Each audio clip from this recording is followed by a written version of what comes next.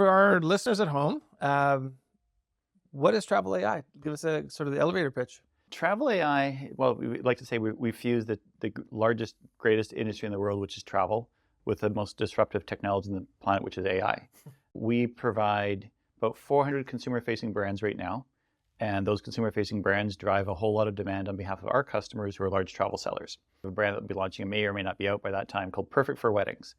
And we've identified about 25,000 properties across the network of partners that we have that have great venues that are perfect for weddings.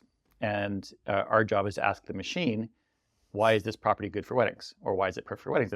And the machine reads the information, basically regurgitates it back, and, well, this property is great for weddings because it has a large lot. What was the motivation for your business? Where did it all get started? In 2013, all the way up to 2020, we had a very fast-growing travel company that we liked to operate behind the scenes called Left Travel. But when the pandemic happened, the company we built over the previous decade went to zero. So that company collapsed officially into bankruptcy and receivership in August of 2020. We happened to acquire all of the assets of the predecessor company. I went through the courts and said, we know that there's a server with Amazon that's sitting there with terabytes of data, all search intent, all transactional history from a decade before.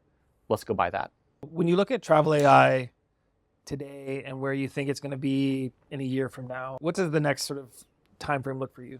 Yeah, I guess the accelerant for the business is a little bit of a different than where the growth is going to come from. Our customers, large travel sellers, have an insatiable demand for more traffic. A lot of our emphasis is on making sure that we fuel what we call our content traveler data loop.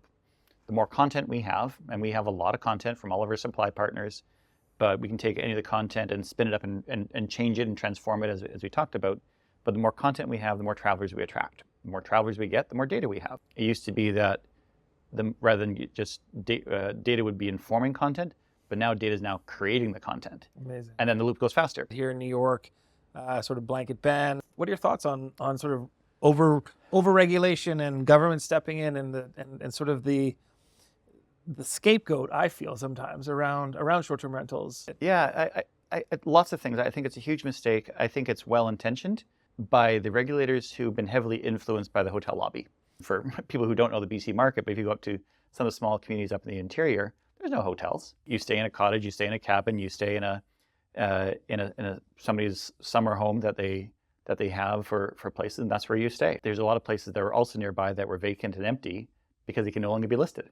And my costs in staying there were atrocious for this time of year versus what I paid in the past, but the other places are empty. Any advice for sort of the up-and-coming entrepreneur? Just start.